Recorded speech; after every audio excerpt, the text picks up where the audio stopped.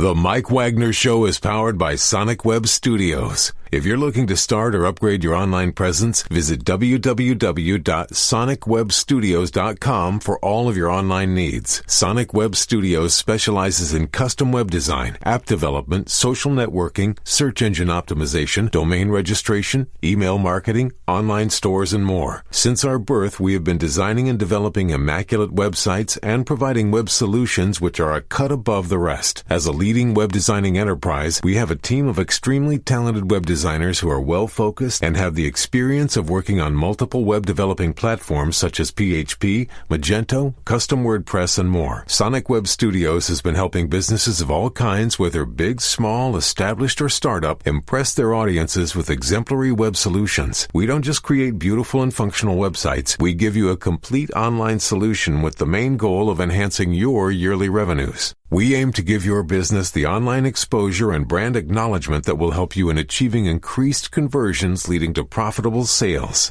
Call 1-800-303-3960 or visit us online at www.sonicwebstudios.com to get started today. Mention The Mike Wagner Show and get 20% off your project. Sonic Web Studios. Take your image to the next level. Hi, this is Mia Mosinzia, also known as Mia No Time for Love. Check out my latest book, Missing: Extraordinary Relation of Ordinary People, based upon a real-life relationship, available in print and ebook formats on Amazon. Do read it. I'm sure you'll love it. It's www.miamosinzia.com and www.amazon.com/miamosinzia. It's now time for the Mike Wagner Show, powered by Sonic Web Studios. Visit online at sonicwebstudios.com for all your needs. The Mike Wagner Show can be heard on Spreaker, Spotify, iHeartRadio, YouTube, iTunes, Anchor FM, Radio Public, and themikewagnershow.com. Mike brings you great guests and interesting people from all across the globe. So sit back, relax, and enjoy another great episode of the Mike Wagner Show.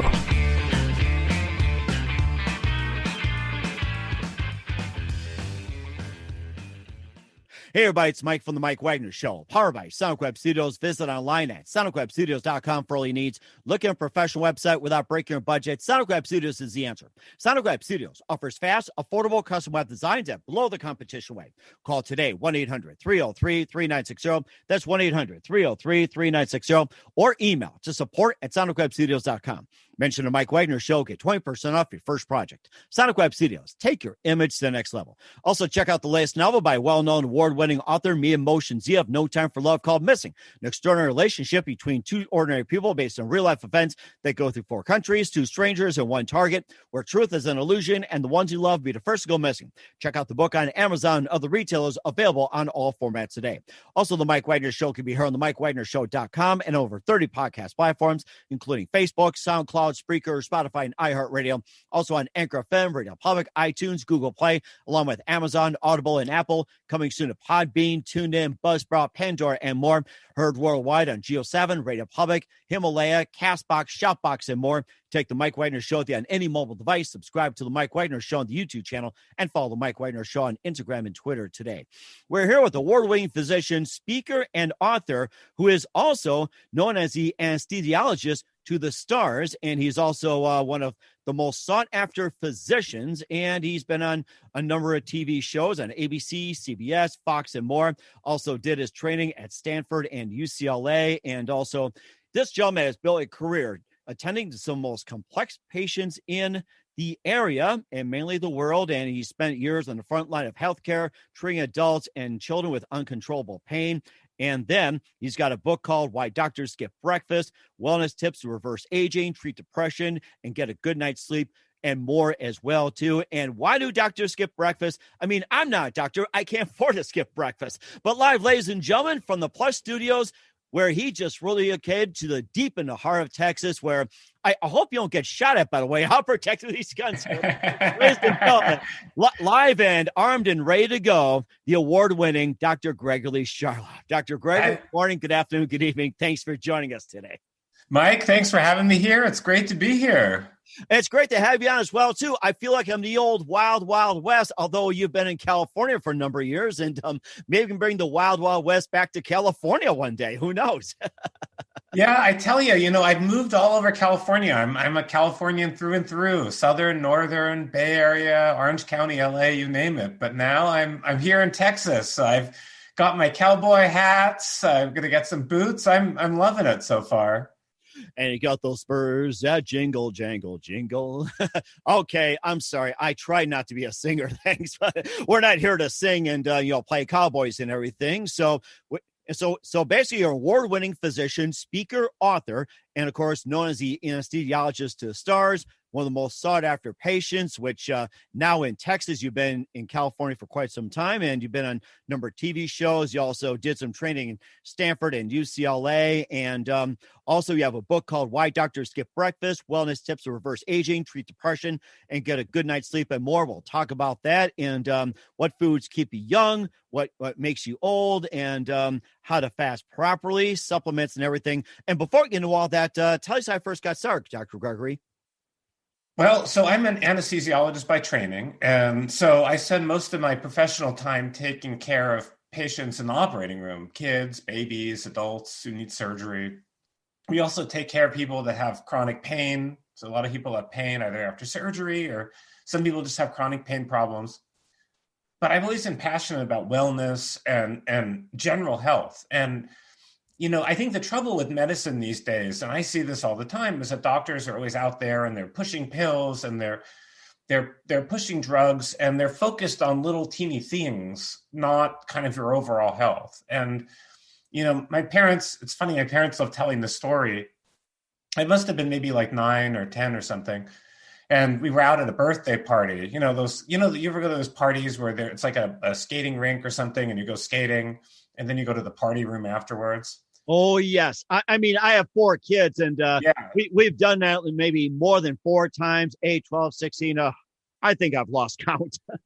Yeah, so we go to the thing, we do our skating, we have a great time. We go to the party room, and there's cake. And so everybody's like excited about the cake, but I refuse to eat the cake. And I'm like 9 or something because I thought it was too unhealthy. And so, this is me as like a 9-year-old, and I guess it just kind of continued from there. So I've always been interested in diet and nutrition. And we eat tons of food during our life. I mean, truckloads and truckloads of food.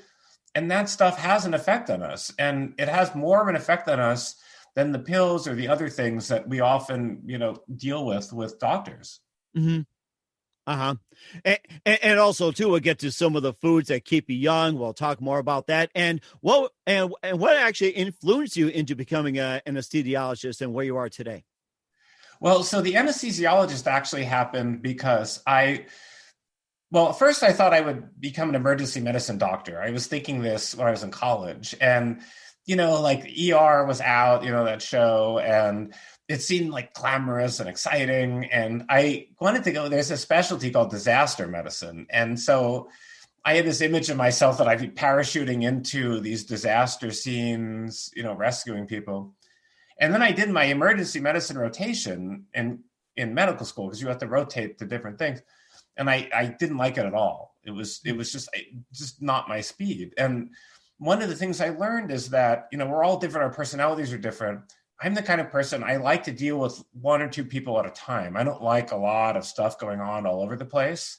So I don't like really chaotic environments. And emergency rooms, they were just, and I didn't even know this until I was there. It's like you learn things about yourself. Emergency rooms are just too chaotic. So then I checked different things and I realized anesthesia was what I liked because you have one person, you really focus on them. It's an important moment. For a lot of people, the surgery they're going into, it's one of the scariest things they'll do. And it felt good to be able to be with people during those times. And I think that's what really sold me on it. Mm-hmm. And you also partner with the most elite plastic surgeons in the world as well, too. And maybe just tell us about some of that and maybe some ventures and some rather interesting stories about that. Well, so it turns out, so I was in the Bay Area for years and I moved to Los Angeles and I went straight to Beverly Hills and I immediately started connecting with these top plastic surgeons. And I'll be honest with you, and I didn't know this before really moving there, but it turns out that the plastic surgery marketplace, it's very competitive. And there's a few top surgeons, and pretty much everybody wants to go to these few people, because if you've got a lot of money and you're getting plastic surgery, you want to go to the best. And so a lot of those people are in Beverly Hills. I mean, there's a few other places that have great plastic surgeons, but Beverly Hills is one of the top spots for it. So I worked with all these premier plastic surgeons, and we were taking care of, actors and actresses and these Instagram people and influencers and everything else. And it was a great experience, actually. And, I'll tell you one thing.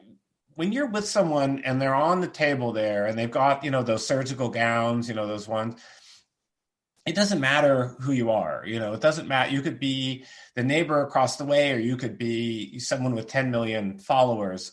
Everybody's kind of the same. We're all people, and everybody, everybody's kind of nervous. And I think in that moment, it's actually kind of a nice time to be with people, because you could actually really comfort them, and their Twitter feed doesn't comfort them, but you could, make them feel better about things. Mm-hmm. Yeah, you talk about having actors and actresses and influencers, and I think we forgot to mention YouTubers as well too. They're part of the celebrities nowadays. And who are some of the more famous that you've worked on?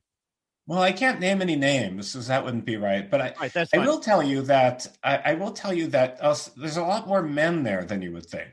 You tend to think of plastic surgery as mostly women, but it turned out that there are a lot of men. And what the men have discovered is that it's easier to get liposuction, like full body liposuction, or even to get like pec implants or butt implants. It's easier to do that than it is to live at the gym. So if you're successful, are you serious? Oh my gosh. Yes. I think you just put the gym. I think you just put a lot of these gyms and memberships out of business right there. So here's the thing. So a lot of people, like, they're wearing nice clothes, like, sport coats, like the men, for example, button down shirts, polos, things like that. And they want to look good in it. And so, you could either spend years at the gym, or if you have a lucky break, you go to the plastic surgeon, and next week you look great. Wow, that is something. Maybe I'll forget the gym and come to you guys as well, too. I think I'm going to look like The Rock or something. So you can. It's all there.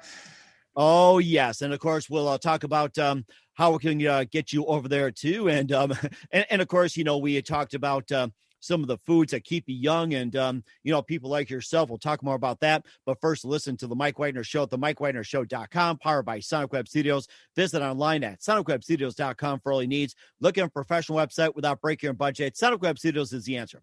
Sonic Web Studios offers fast, affordable custom web designs that blow the competition away. Call today 1-800-303-3960. That's 1-800-303-3960, or email to support@sonicwebstudios.com. Mention the Mike Wagner Show, get 20% off your first project. Sonic Web Studios, take your image to the next level. Also, check out the latest novel by well-known award-winning author Mia Motion-Zia of No Time for Love, called Missing, an extraordinary relationship between two ordinary people based on real-life events that go through 4 countries, 2 strangers, and 1 target, where truth is an illusion and the ones you love will be the first to go missing. Check out the book on Amazon, other retailers, available on all formats today. Also, the Mike Wagner Show can be heard on themikewagnershow.com and over 30 podcast platforms, including Facebook, SoundCloud, Spreaker, Spotify, and iHeartRadio. Also on Anchor FM, iTunes, Google Play, Amazon, Audible, and Apple. Coming soon to Podbean, Buzzsprout, TuneIn, and Pandora. And also heard worldwide on Geo7, Radio Public, Himalaya, PCA, Shoutbox, and more. Take the Mike Wagner Show on any mobile device. Subscribe to the Mike Wagner Show on the YouTube channel, and follow the Mike Wagner Show on Instagram and Twitter today. We're here with award-winning physician, speaker, author, and the book Why Doctors Skip Breakfast: Wellness Tips to Reverse Aging, Treat Depression, and Get a Good Night's Sleep on the Mike Wagner Show. And let's talk about the book in just a minute. And what inspired you to start the book Why Doctors Skip Breakfast and more? Well, I'll tell you, it's 2 things, actually. One of them was, so I have a good childhood friend, and he's a radiation oncologist. So he's a doctor, and he takes care of people who have cancer and they need radiation to treat it. And he's the head of the department at a major hospital in Florida. And he was telling me a couple of years ago, there's this thing called anti-aging medicine. which I had never heard of before. And he's like, yeah, like we're finding out that we actually can do things and it can control how fast we age or can even slow aging down. And so I said, well, you're full of it. I didn't believe him, because you don't hear it. You figure if that's a thing, people will be talking about it. And he's like, no, seriously, this is a real thing. And there's hundreds and hundreds or even thousands of journal articles about it. If you look, there's a lot of journal articles, you'd be surprised. So I looked and it turned out it was a real thing, that there is this anti-aging medicine and it's new. It's really just the last few years. And there's a lot of cool evidence for it. And we're kind of better understanding what causes you to age and how to slow it down. And so one of those things is fasting, daily intermittent fasting. There's different ways to do it. And so then after this conversation, I was at work and, I work at a major hospital. This is back when I was in the Bay Area, major hospital, great surgeons, everybody, trained at Harvard and MIT and all those places. And, we'd hang out before the surgery would start, so we'd all be there at like 6:30, 7 o'clock, and everybody pretty much would be drinking coffee, but almost no one would eat. Really? Very few of the people would eat. And these are people, anesthesiologists, surgeons, these are people that may be going into the operating room for a long procedure. Maybe they'll be there 6-8 hours in a row, but almost none of them were eating before doing that. Mm-hmm. And I thought, well, that's interesting, but up until that time, I was like forcing myself to eat breakfast. I would make these smoothies. I'd cram, as much stuff in it as I could, and I would drink it. But then I realized that all these people knew more than I did, and they were already fasting, before I got on the scene. And then, so now I realize that a lot of doctors, not all of them, but a lot of doctors know about this, and we haven't been doing a very good job of communicating it to the general public. Uh-huh. And of course, you talk about the fasting and how does it improve your health basically when you fast, and how does it improve your health, and what are the methods to fasting? It's like, what's the process? How long does it take? And how to go about it? This is interesting. Well, first, I should give the disclaimer that I always give. I'm not your doctor. I'm not a doctor of any of the people listening. So obviously, what I'm going to say is just general information. It may not necessarily apply to you specifically. And there may be something about your medical condition that might make this bad advice. So obviously, I'm going to recommend if you want to do this, you should speak to your doctor first. That's understood, but go ahead. With that out of the way, so there's a few reasons we think fasting is good for you. One of them is that we think it's anti-aging. And, the idea is that I like to give this analogy. Your body, we have these things called longevity genes or fountain of youth genes, if you will. And this is one of those recent discoveries. This is one of those things we just discovered a few years ago. And these genes help fix your body and fix your DNA and fix your cells when they're damaged. And it turns out we all have these. You have them, I have them. But the more active they are, the busier these genes are, the better, because they cleanse the bad stuff from your body and they kind of turn back the clock on how old your cells are, believe it or not. Interesting. And this is like one of these recent discoveries. And so the thing is that, so what you want to do when you eat and when you exercise, and when it turns out even meditation and things can actually stimulate these fountain of youth genes. And so one of the ways to do it, one of the best ways we think, is with intermittent fasting.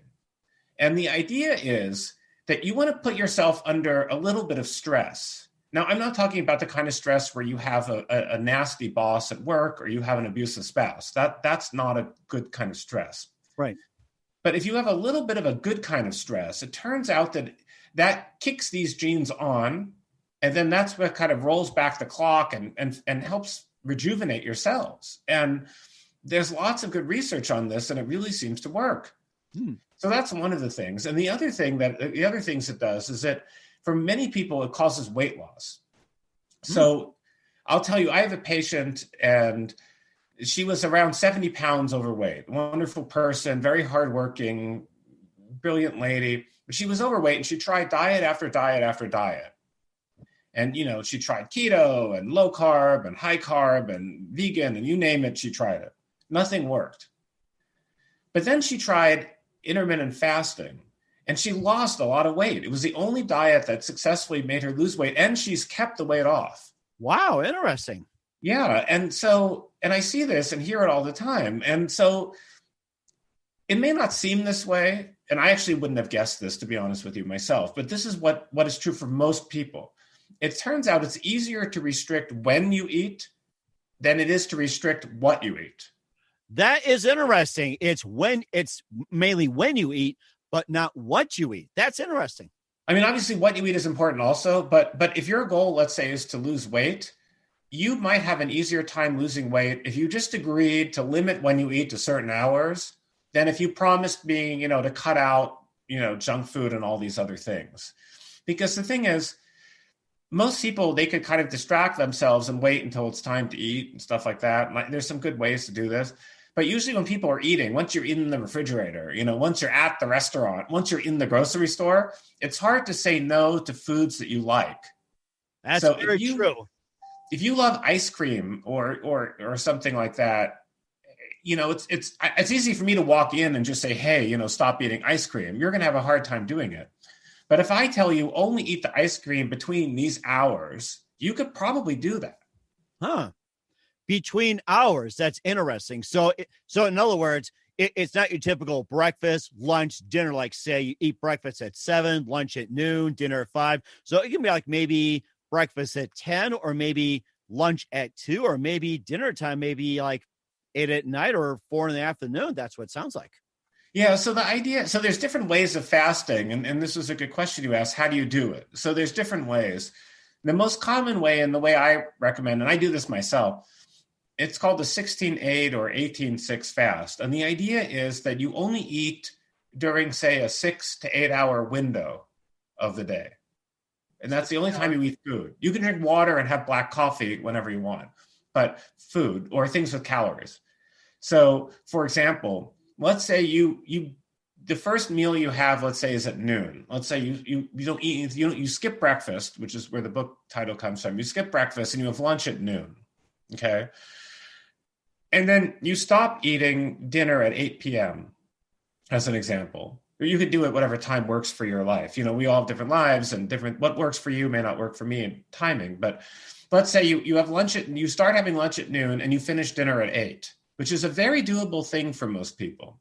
What you've done is you've limited your eating to just an 8-hour period of time from noon to 8 p.m. The rest of the day, from 8 p.m. until you go to bed, you don't eat any calories. And then you're sleeping, so you're not eating then.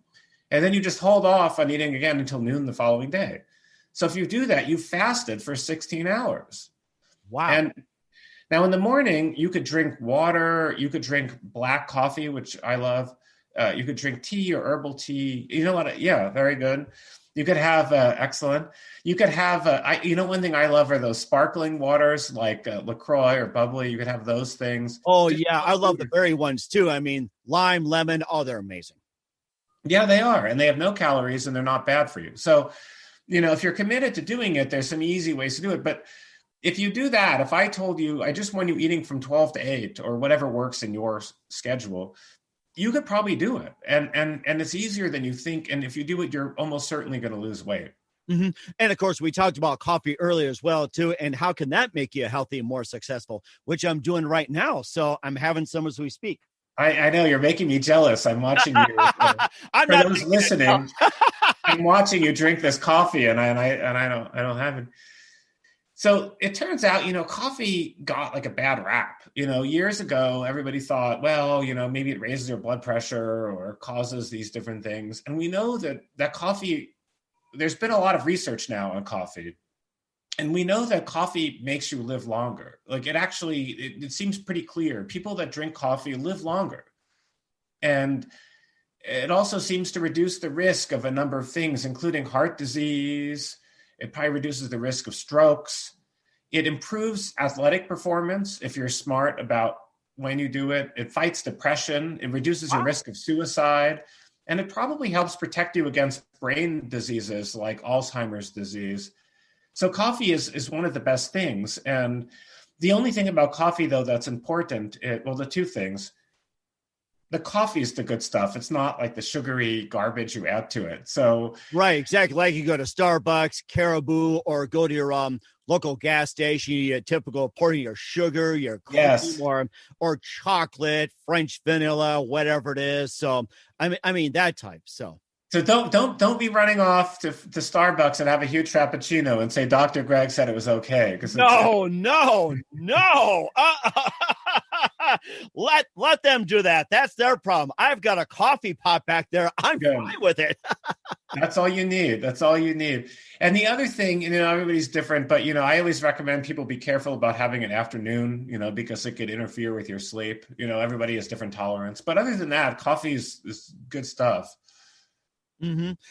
And of course, you talk about coffee and whatever else you say about sleep that comes into play. And how can you sleep better at night? So this is actually one of my big things, and it's in the book, Why Doctors Skip Breakfast. We have a whole section on sleep. And it turns out that, I think one of the big problems we have in today's society is we almost wear not sleeping as a badge of honor. You see all these people and they're running around, they're like, man, I only slept 4 hours last night, because I'm so dedicated to work or whatever. And I tell you, you're doing yourself a disservice when you're not getting enough sleep. We know that when you don't get enough sleep, you die sooner. You're more likely to get cancer, more likely to get heart disease. You're more likely to get Alzheimer's disease. You're much more likely to get in a car accident. It's even funny. They found when bosses don't get enough sleep, their employees don't like them as much. Isn't that the truth? I mean, I've been in corporate for God knows how long. I've been in every scenario possible, and I'm sure the listeners have been through the same thing. Sorry, bosses, we don't mean to offend you, but Yeah, who wants a grumpy boss? And you're grumpy when you don't get enough sleep. So there are some great tips actually about sleeping, and the big thing is, first of all, almost everybody needs 7 to 8 hours of sleep, and there's a lot of people out there and they're like, oh, I only need 5. But I'm telling you, probably less than 0.5% of people or something need that much. Almost everybody needs 7 to 8 hours of sleep. Some people need even more. So the big thing is make sure that you're getting that. Uh-huh.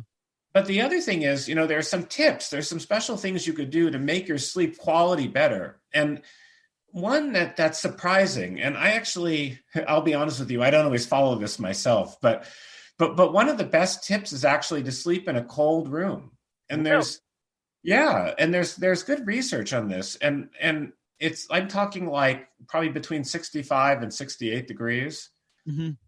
Now, I don't personally like to do that too much, so I'd probably cheat it up to like 70 or something. But if you could tolerate it, a cold room, you actually sleep better. And then, a dark room, there's other tips. Like you want to kind of go to bed and get up at the same time every day is an important one, because you want to train your body to do this. And you don't want to, people talk about like phones and computers before bed. It's probably a bad idea to, be using that stuff, close to bedtime. Mm-hmm. And there's even a cool thing. I haven't tried this personally, but a lot of people are talking about this, about changing the lights in your bedroom to red lights. Red lights, really? What's up with that? That's interesting. Yeah, it is. And so, it turns out that certain colors of light are more stimulating than others. I don't know if you have these LED lights that are very bluish white. Those are very like harsh, and I don't like those lights at all. And I've got a couple of them in my house, and I really try to keep them off because they're just really stimulating and I don't like it. So most of my lights are yellow. Do you have those in your office? Well, actually, I've got the ones that are, pretty much standard from way back when, and I'm having a little difficulty trying to get the lights. Let's see, I'm trying to move this around. Okay. Okay. Yeah. It looks like my camera is not being very cooperative. Oh, good. Now I see it. Yeah. It's those long tubes, from back in the day, if this gives you any idea. So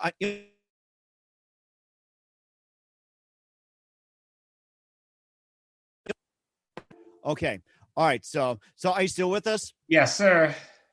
All right. Yeah. I had to change things around, and I guess my computer doesn't like it moving around. It's like, do I really have to look at these lights here? I know the computer doesn't even like the light.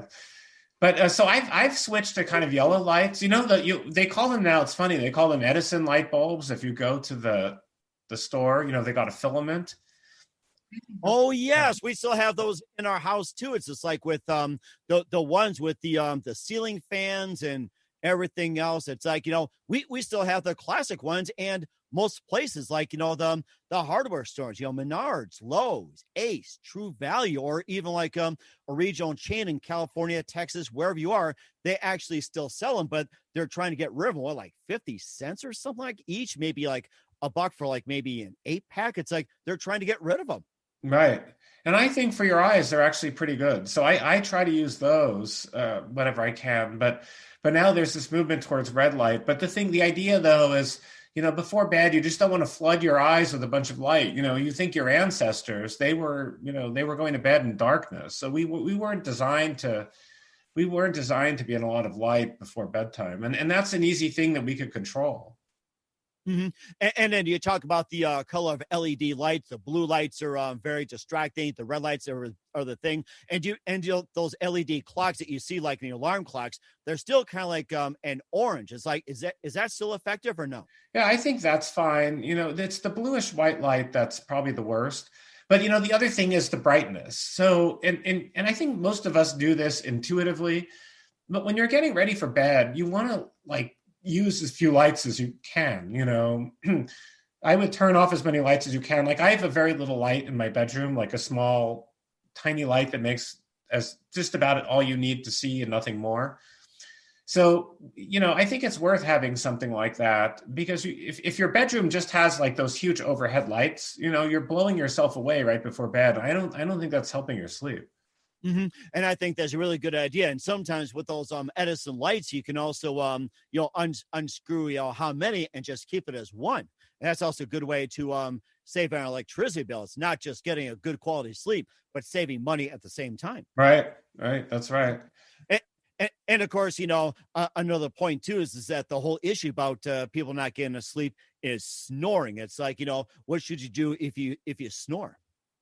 Yeah, I'm glad you asked that, because that's actually a big issue for me. And so if you snore, you may have something called obstructive sleep apnea. And what that means is your throat, your airway may be closing off partly while you're sleeping. And so while you're sleeping at night, you're kind of gasping for air, you're struggling for air. And so the sound you're hearing is air kind of trying to sneak its way around the back of your tongue and the back of your throat. So if you snore at night, and especially if you're tired during the day, I strongly recommend you go speak to your doctor about getting tested for sleep apnea. Because if you have it and you're not treating it, it's bad for you. You could increase your risk of early death, of heart disease, and Alzheimer's again. And so it's worth treating. And there are some things you could do to treat it if you have it. One of them is, if you're overweight, losing weight will often help. Mm-hmm. How you sleep helps in terms of how you lie in bed. For most people, if you lie left side down, like the fetal position with your left side down, for most people, that's the best airway position, meaning you breathe the best, you snore the least. For some people, lying on their stomach is the best. But for everybody, lying on your back is the worst for breathing. So, there's a cool trick you can do. If you snore and you lie on your back, if that's just the way you sleep, try to train yourself, and you could do this to sleep some other way.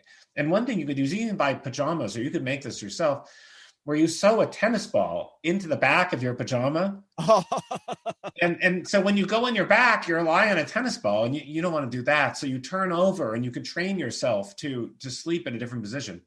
If those things don't work, there's something called CPAP, which is like a mask that fits on your face or nose, and it blows air into you when you're sleeping. Uh-huh. And also, you talked about laying on your back for those with sleep apnea. What about sleeping on your side? Would that work as well? Sleeping on your side, for some people, that will cure it, especially on your left side. For some people, sleeping on your left side will cure your sleep apnea, but not everybody. This is one of those things, if you have a partner in bed, you ask them, you say, hey, if you hear me snoring, if I wake you up snoring, remember how I'm lying. And they may tell you, oh, we're always snoring when you're on your back and you never snore on your side. That information is useful, because if that's the case, all you have to do is train yourself not to sleep on your back. So your partner could really help you there.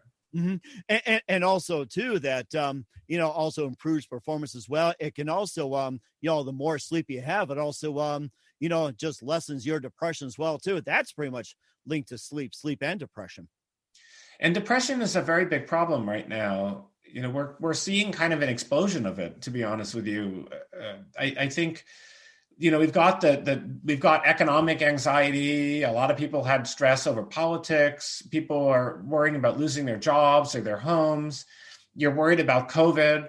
Maybe a neighbor has COVID, and so people are under a lot of stress. And then we've lost our support system in many ways. It used to be that if you were having a bad day, you could either go to your therapist's office, or you could go to your best friend's house, or you could have your parents over or something. And now it's hard to do that. And we're living more isolated lives.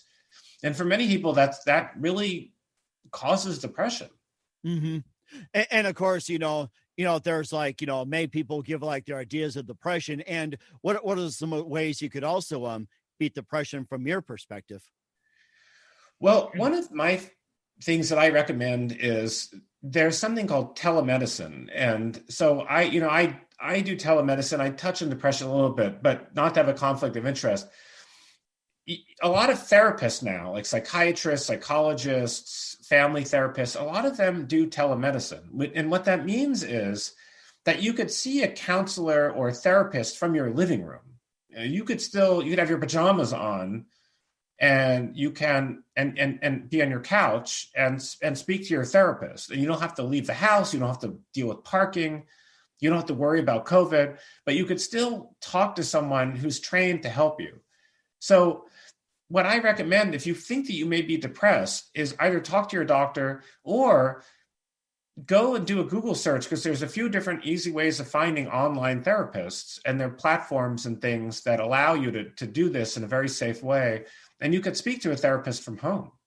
That is amazing. And of course, it's in a safe spot. And of course, you can also talk to your loved ones, your spouse or best friends group and everything else. And of course, there's also some things you touched on as well, too, like with, therapies, things at home and everything else. And of course, with also the technology, you also got the therapies like ketamine therapy, melatonin, and cryo, and also especially vitamins. And I think we haven't touched that yet, but why is that so important? Well, so it's interesting that it turns out that there are a lot of, and let me just again say, I'm not your doctor, and I cannot make any recommendations for any particular person what they should do for depression, other than that you should speak to a therapist if you think you may be depressed. But I will tell you that there are a number of ways that you could treat depression that sometimes, for some people, could be better than antidepressant pills. It turns out that if you eat a healthy diet, and by that I mean a largely plant-based diet with a lot of vegetables, and you cut out a lot of garbage, like a lot of animal proteins and a lot of sugar, and if you drink coffee, it turns out that for many people that actually really does cut down on depression, and it works pretty well.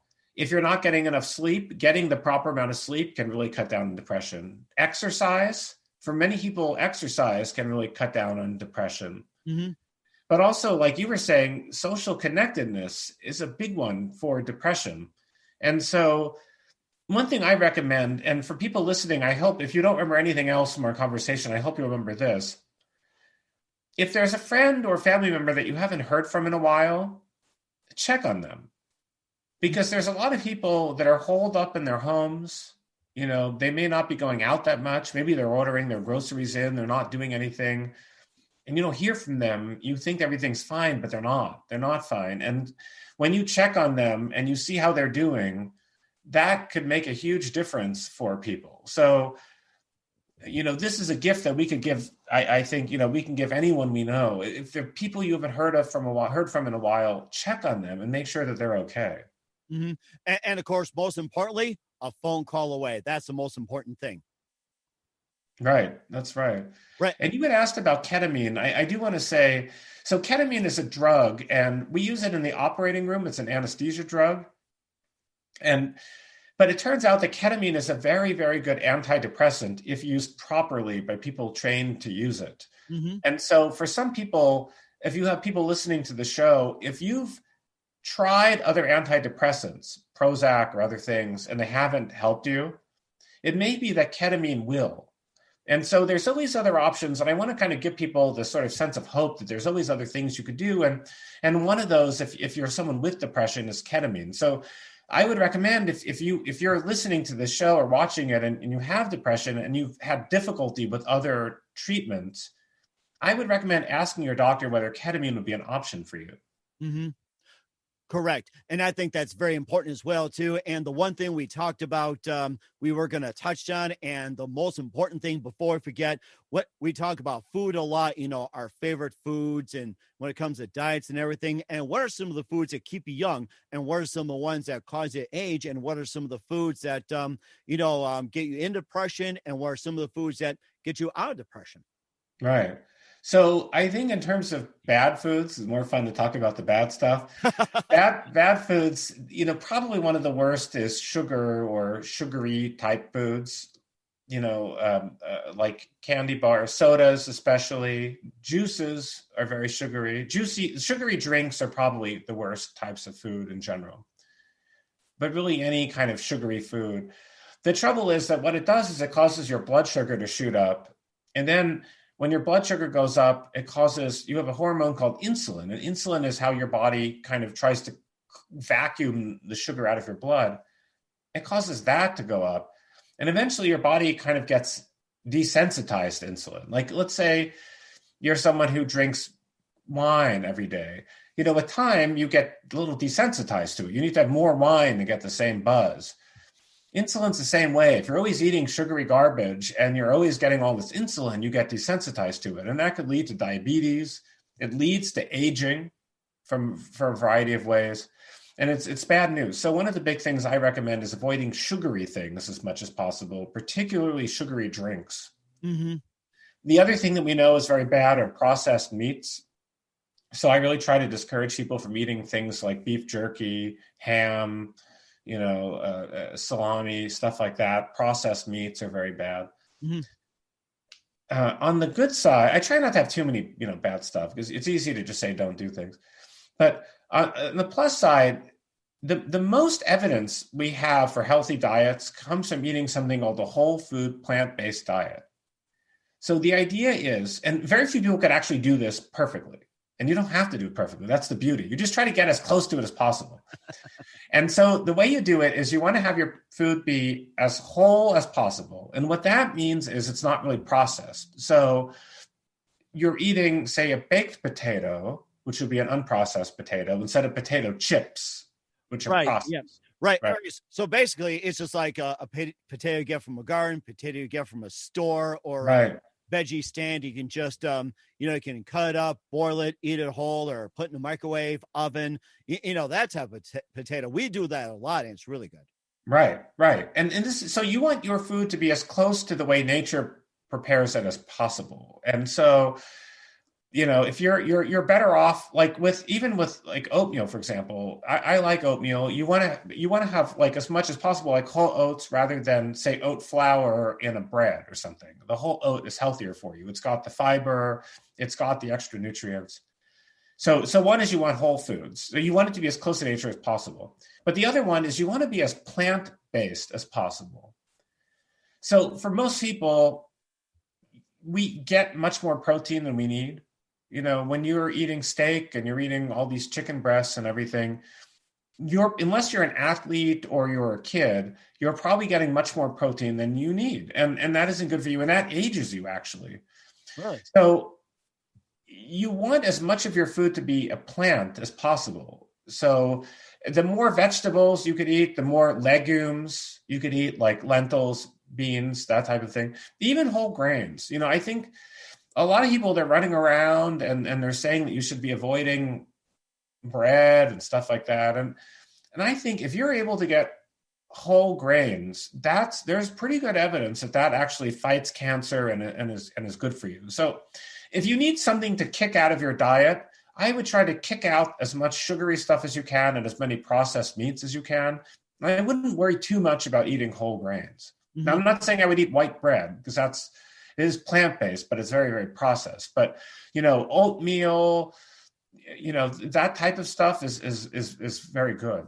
Mm-hmm. And of course, you talk about plant-based. I also think of grass-fed beef too. That's been the big thing, and it's getting more common these days and very popular, grass-fed. And I remember back in, I'm dating myself. It's like grass-fed was the only way to go, and then all of a sudden you had the chemicals kick in, process, and then grass-fed is making a comeback. I agree. And so if you eat meat, then I totally agree with you. I would try, if you're eating beef, I would try to eat grass-fed beef for sure. It's not only, I think, more humane for the animals, but it's also better for you, because it turns out that the fat that's in grass-fed beef is different than the fat that's in, say, corn-fed beef in a factory. And the grass-fed fat is healthier for you. So if you're going to eat meat, I strongly recommend grass-fed. If you're going to eat eggs, I strongly recommend you get pasture-raised chickens. And again, those chickens are healthier, and those chickens are eating a normal chicken diet. So they're eating bugs and they're eating other things that should be in a chicken's diet. And so the eggs are healthier, and it's much more humane for the chicken. So it's better for you, better for them. Interesting. I think I'll raise some chickens so they can get rid of some bugs for us. That'd be a great idea. I love it. If you could have your own chickens, I would say do it. Yeah, exactly. And they're cute, actually. They're good pets. And they fight depression as well too. So they're just cute, yeah. especially the little chicks. They are very cute. I tell you, I've never had a chicken, but if I had the yard for it, I would be all over that. And I encourage everybody to get chickens today. Fight depression. They're very cute. We're here with Dr. Gregory Charlop of the book, Why Doctors Skip Breakfast, Wellness Tips to Reverse Aging, Treat Depression, Get a Good Night's Sleep on the Mike Wagner Show. Dr. Gregory, very big thank you for your time. You've been absolutely fantastic. Learned a lot from you. Looking forward to having you again soon. And just a couple of things here. We'd love to have you back in 2021 and beyond. And what can we expect from you in 2021 as well? So the big thing I'm working on now is I have a lot of athletes as patients, and I'm coming up with a book that's designed to help retired athletes or kind of weekend warriors. And it's specifically tailored towards middle-aged people who want to stay in shape, and they kind of know they've lost a little bit of the edge they had before. So it goes all into what foods they should eat, what supplements to take. It touches on exercise and gratitude and sleep and a lot of the things we discussed. And it's geared specifically towards middle-aged, weekend warriors and retired athletes. So that'll be out soon. I'm very excited about that. And we're certainly looking forward to that, Dr. Gregory. And who do you consider biggest influence in your career? I really this has nothing to do with medicine, I guess, but I really like Tim Ferriss. He wrote The 4-Hour Workweek, and that book was a big influence on me. I think in medicine, we all go down this track. Everybody in medicine, you worked hard in high school to get to college. You worked hard in college to get to medical school. You worked hard in medical school to get to residency, and then you work hard through your whole life in this one kind of linear career path. And it's very hard to break out of that. And so what he did for me is he almost gave me, I never met him, but he almost gave me permission. And for anyone who hasn't read this book, I really recommend reading The 4-Hour Workweek. He almost gave me permission to say, look, you could do what you want, like try other things. You don't need to just follow this path that's set before you. Experiment, try different ideas. Like life is short, and you should kind of not just be pigeonholed into some kind of career. So I would say Tim Ferriss and The 4-Hour Workweek, oddly enough, was probably one of the most influential things I read. That's very interesting. I guess bankers' hours take on a different meaning these days. So, and what's the best advice you can give to anybody at this point, Dr. Gregory? Well, for younger people, my best advice is that you should travel or move different places when you're young. And I work with students and trainees sometimes, and I always tell them this. It's the older you get. I mean, I just made a big move from California to Texas, but the truth is, the older you are, the harder it is to move. Maybe once you're retired, it's different, but once you have a house and a mortgage and you've got a job or you've got kids in school, it's hard to move. And I think you get a lot out of living in different places. And you and I, we talked about this before the show, that you've lived in a number of different places, and you could tell me, but I think if you could live in different places, it just adds so much to your life and your experience, and you see the world in a better way. And of course, visiting wouldn't hurt either. So that's a good thing too. So Right. Exactly. Once again, Dr. Gregory Charlop here on the Mike Wagner Show. A very big thank you for your time. You've been absolutely great. Looking forward to having you again soon. Do us a favor, keep us up to date. Love you back on in 2021 and beyond. And once again, tell us what are your upcoming projects? What's your website? How do people contact you? Where can people check out your book? So the book, Why Doctors Skip Breakfast, you can get from Amazon. It's available in paperback or Kindle. You can also get it from Audible. If you're an audio listener like I am, I like most of my books that way. You can get Why Doctors Skip Breakfast there. If you want to contact me, I'm active on LinkedIn, and my name is Gregory Charlop, Charlop. I'm on Facebook, but LinkedIn is better. I'm getting in YouTube, and it's actually a lot of fun. And so I'm happy you mentioned on YouTube, because it's totally new to me, and I like it. I've got the green screen. I'm getting into the whole thing. So I'm on YouTube now. You could look for Gregory Charlop Wellness MD, or I have a website, gregorycharlopmd.com. And don't forget to subscribe to his channel too. So do that. Once again, Dr. Gregory, a very big thank you for your time. You've been absolutely great. Looking forward to having you in soon. Do us a favor, keep us up to date. Love you back on in 2021 and beyond. And don't forget to keep in touch, and let's have some coffee one day and come out. Cheers. Cheers. The Mike Wagner Show is powered by Sonic Web Studios. If you're looking to start or upgrade your online presence, visit www.sonicwebstudios.com for all of your online needs. Sonic Web Studios specializes in custom web design, app development, social networking, search engine optimization, domain registration, email marketing, online stores, and more. Since our birth, we have been designing and developing immaculate websites and providing web solutions which are a cut above the rest. As a leading web designing enterprise, we have a team of extremely talented web designers who are well-focused and have the experience of working on multiple web developing platforms such as PHP, Magento, Custom WordPress, and more. Sonic Web Studios has been helping businesses of all kinds, whether big, small, established, or startup, impress their audiences with exemplary web solutions. We don't just create beautiful and functional websites. We give you a complete online solution with the main goal of enhancing your yearly revenues. We aim to give your business the online exposure and brand acknowledgement that will help you in achieving increased conversions leading to profitable sales.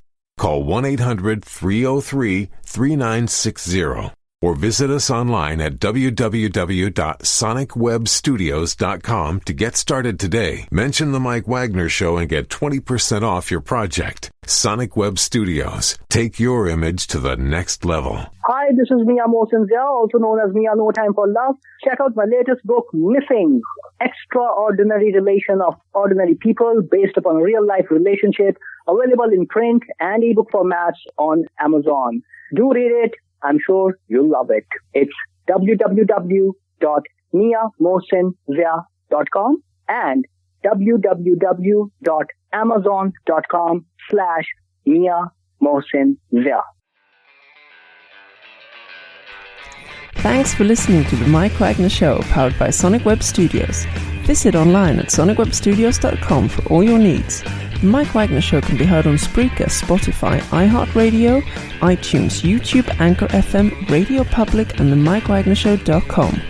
Please support our program with your donations at themikewagnershow.com. Join us again next time for another great episode of The Mike Wagner Show.